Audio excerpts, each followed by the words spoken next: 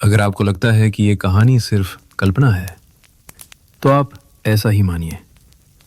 लेकिन आज भी जब आधी रात को मेरी नींद अचानक खुल जाती है, तो खिड़की के बाहर देखने की हिम्मत नहीं होती, क्योंकि मैं जानता हूं कि इस दुनिया में कुछ ऐसी घटनाएं होती हैं जिनकी व्याख्या न विज्ञान कर सकता है, न तर्क, और न ही अनुभव। मैं अपना असली नाम नहीं बताऊंगा, क्योंकि आज भी मेरे गांव के कुछ लोग जिंदा हैं। वे नहीं चाहते कि उस रात की घटना फिर कभी चर्चा में आए।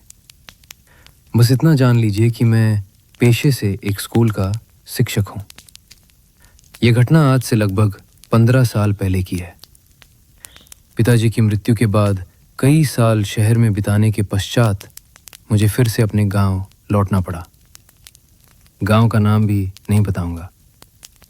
बस इतना जान लीजिए कि वो गांव चारों ओर धान के खेतों, बांस के झुरमुटों और एक विशाल काले तालाब से घिरा हुआ था।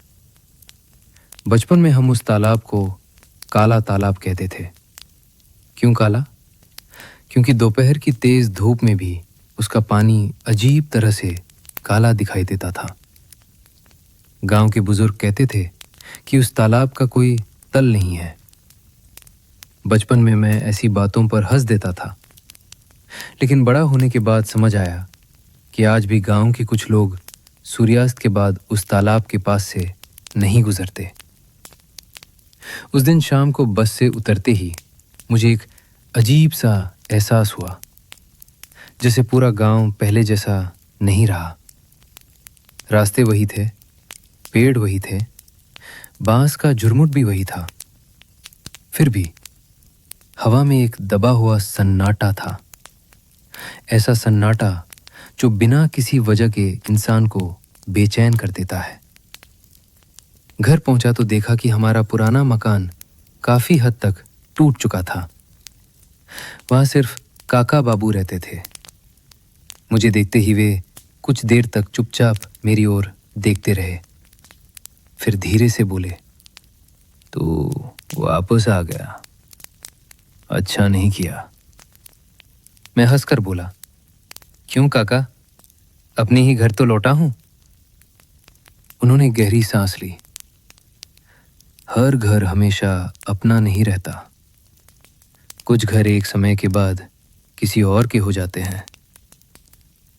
मैं उनकी बात का मतलब नहीं समझ पाया। रात को खाना खाते समय मैंने देखा कि काका बाबू बार बार दरवाजे की ओर देख रहे थे। कभी उठकर बाहर झांकते, फिर वापस आकर बैठ जाते। मैंने पूछा, "किसका इंतजार कर रहे हैं?" उन्होंने सिर हिलाया, "नहीं, बस देख रहा हूं कि शाम पूरी तरह ढल गई या नहीं।" मैं हैरान रह गया। शाम तो बहुत पहले ही ढल चुकी थी। तभी दूर कहीं से एक स्त्री की आवाज में गीत सुनाई दिया। बहुत धीमा, बहुत मधुर, लेकिन अजीब तरह से उदास। मैंने पूछा, "इतनी रात को कौन गा रहा है?" काका बाबू का चेहरा एक पल में सफेद पड़ गया। वे तुरंत उठे और खिड़की बंद कर दी। फिर फुसफुसाकर बोले, "सुनना, लेकिन जवाब मत देना।" मैं हंस पड़ा। भला गाने का भी कोई जवाब देता है? उन्होंने कोई उत्तर नहीं दिया। उसी रात पहली अजीब घटना घटी। घड़ी में रात का 1 बज रहा था। अचानक मेरी नींद खुल गई। क्यों खुली पता नहीं। ऐसा लगा जैसे कोई बहुत धीरे धीरे मेरी खिड़की पर दस्तक दे रहा हो। टक टक टक। मैं उठकर बैठ गया। सोचा शायद किसी पेड़ की डाल होगी, लेकिन फिर वही आवाज आई, टक टक टक। इस बार साफ सुनाई दिया। मैं खिड़की की ओर बढ़ ही रहा था कि बगल वाले कमरे से काका बाबू की आवाज आई, "खिड़की मत खोलना।" उनकी आवाज में ऐसा डर मैंने पहले कभी नहीं सुना था। मैं वहीं रुक गया। दस्तक अचानक बंद हो गई। फिर जो मैंने सुना उसे आज तक भूल नहीं पाया। खिड़की के ठीक बाहर से बहुत धीमी आवाज आई, दादा दरवाजा मत खोलो, मैं सिर्फ एक बार तुम्हें देखने आई हूं। वो आवाज एक जवान लड़की की थी, बिल्कुल अनजान, लेकिन इतनी दर्द भरी जैसे बरसों से रो रही हो। मेरा दिल जोर जोर से धड़कने लगा। मैंने हिम्मत करके पर्दे की दरार से बाहर देखने की कोशिश की। उसी समय काका बाबू दौड़ कर आए और मेरा हाथ कसकर पकड़ लिया। मत देख, मैंने घबरा कर पूछा, वहां कौन है? वे कांपती आवाज में बोले, अगर इंसान होता तो इतनी रात को खिड़की पर नहीं आता। पूरी रात मेरी आंखों में ही कट गई। सुबह होते ही मैं बाहर निकला। खिड़की के नीचे नरम कीचड़ थी। वहां साफ पैरों के निशान दिखाई दे रहे थे, लेकिन उन्हें देखकर मेरा शरीर ठंडा पड़ गया, क्योंकि वे इंसान के पैरों के निशान नहीं थे, वे उल्टे थे। ऐसा लग रहा था जैसे कोई उल्टा चलकर खिड़की तक आया हो। लेकिन सबसे डरावनी बात अभी बाकी थी। वे निशान खिड़की तक आकर खत्म हो गए थे। वापस जाने का एक भी निशान नहीं था। मानो जो वहां आया था वो हवा में गायब हो गया हो। मैंने काका बाबू की ओर देखा। उन्होंने सिर्फ काले तालाब की ओर उंगली उठाकर कहा, वो फिर लौट आई है। मैंने पूछा, कौन? उन्होंने कोई जवाब नहीं दिया। बस अगली सुबह बाकी दिनों की तरह ही शुरू हुई। गांव के लोग खेतों की ओर जा रहे थे। कोई गाय लेकर निकला था, कोई बाजार जा रहा था। बाहर से देखने पर सब कुछ बिल्कुल सामान्य लगता था, लेकिन मेरे लिए अब कुछ भी सामान्य नहीं रहा था। बार बार पिछली रात की वही आवाज मेरे कानों में गूंज रही थी, दादा दरवाजा मत खोलो, मैं सिर्फ एक बार तुम्हें देखने आई हूं। और खिड़की के नीचे बने वे उल्टे पैरों के निशान। मैं खुद को समझाने की कोशिश करने लगा। शायद रात में मुझे भ्रम हुआ था, शायद किसी जानवर के पैरों के निशान रहे होंगे। लेकिन जितना मैं तर्क ढूंढता उतना ही महसूस होता कि मामला इतना आसान नहीं है। सुबह नाश्ता करते समय मैंने काका बाबू से पूछा, कल रात खिड़की के बाहर कौन था? वे चुपचाप खाना खाते रहे। कुछ देर बाद बस इतना बोले, जो एक बार बुलाता है वो दोबारा भी बुलाता है। मतलब अगर जिंदा रहना चाहता है तो सूरज ढलने के बाद काले तालाब की तरफ मत जाना, और अगर कोई तेरा नाम लेकर पुकारे तो पीछे मुड़कर मत देखना। मैं हंसते हुए बोला, काका आप आज भी इन बातों पर विश्वास करते हैं? इस बार उन्होंने सीधे मेरी आंखों में देखा। उनकी नजरों में ऐसा डर था जिसकी नकल कोई नहीं कर सकता। विश्वास नहीं किया था, इसलिए एक दिन मैंने अपने छोटे भाई को खो दिया। मैंने आगे कुछ नहीं पूछा। दोपहर को मैं गांव की पुरानी चाय की दुकान पर गया। वहां कुछ बुजुर्ग बैठे बातें कर रहे थे। मुझे देखते ही सब एक पल के लिए मेरी ओर देखने लगे, फिर अचानक चुप हो गए।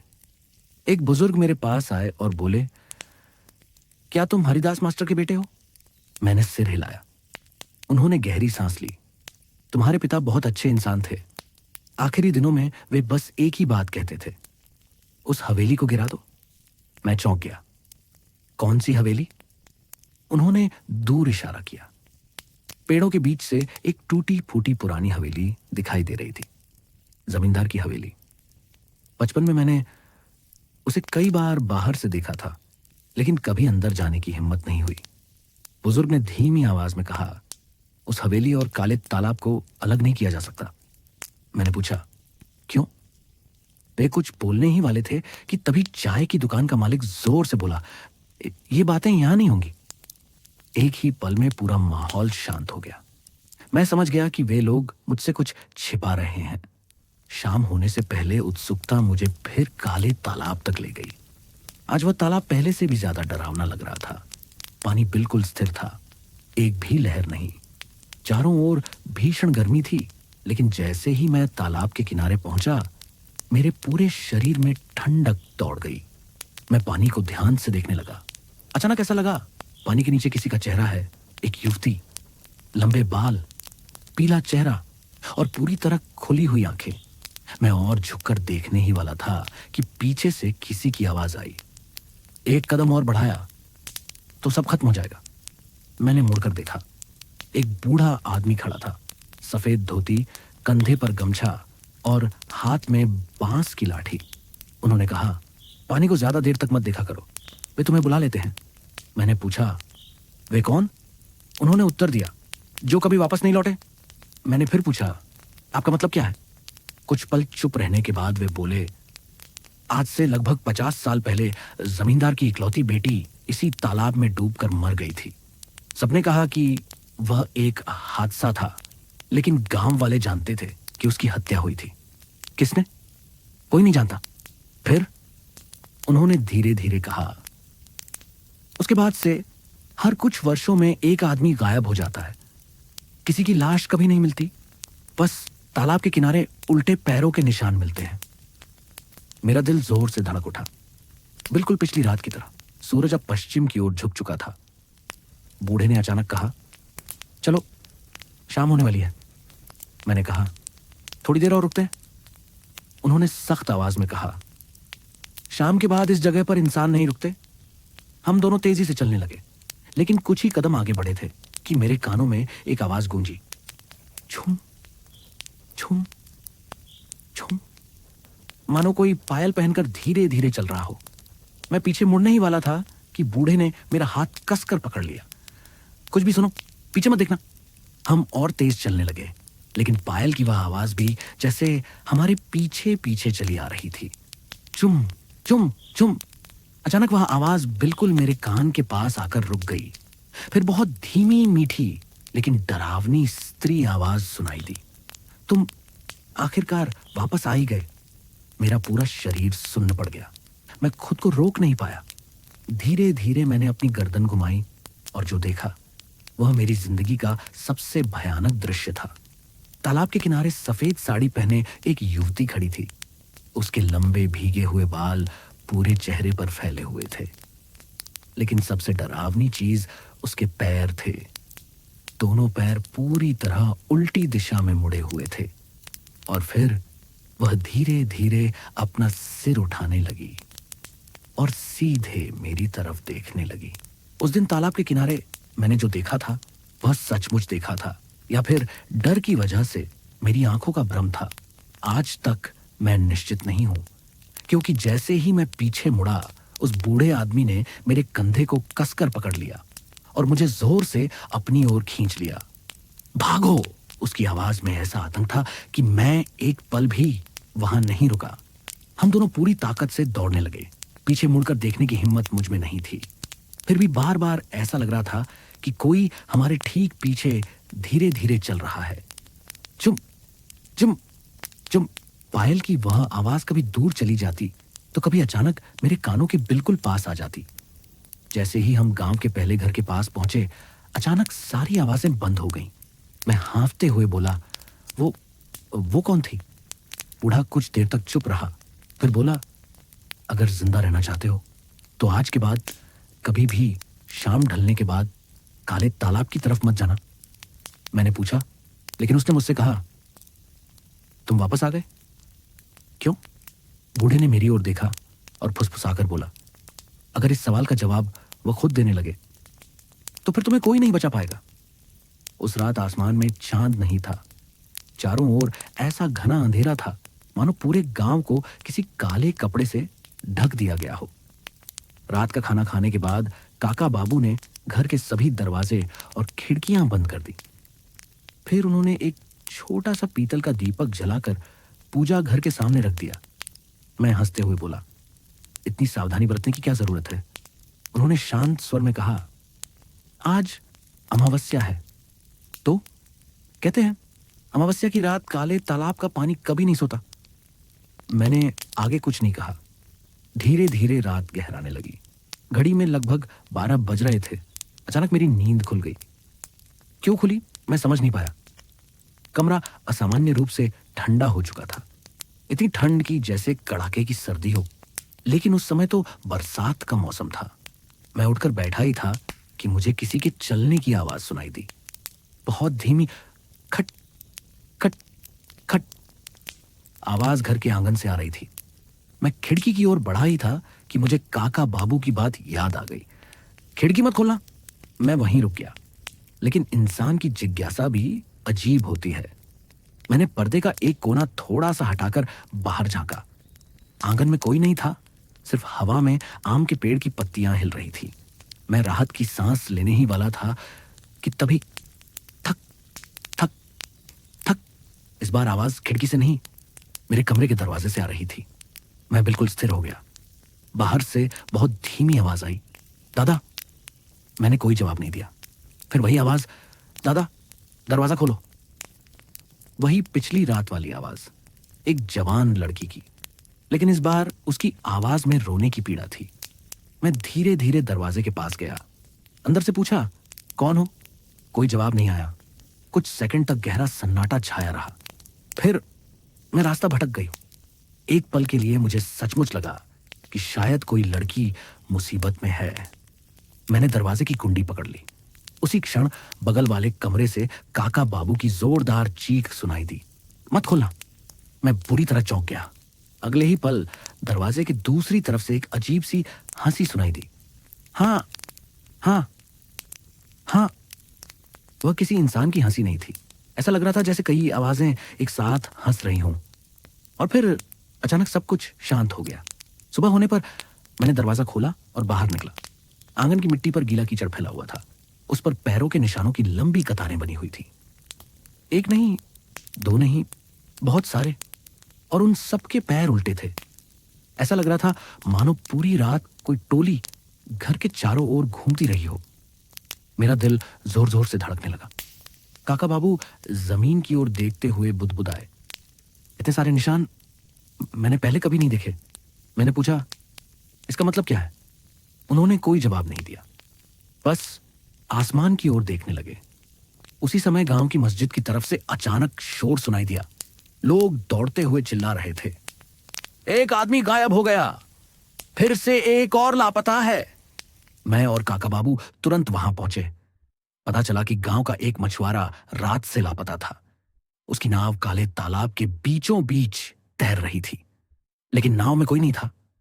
जाल पर सिर्फ गीली कीचड़ लगी हुई थी और उसी जाल के बीच पड़ा था चांदी की पायल का एक जोड़ा। उसे देखकर भीड़ में खड़े वही बूढ़े कांपती आवाज में बोले, वह फिर किसी को अपने साथ ले गई। और ठीक उसी क्षण काले तालाब के बीचों बीच से बहुत धीमे धीमे एक स्त्री का गीत सुनाई देने लगा। वही गीत जो मैंने पहली रात सुना था।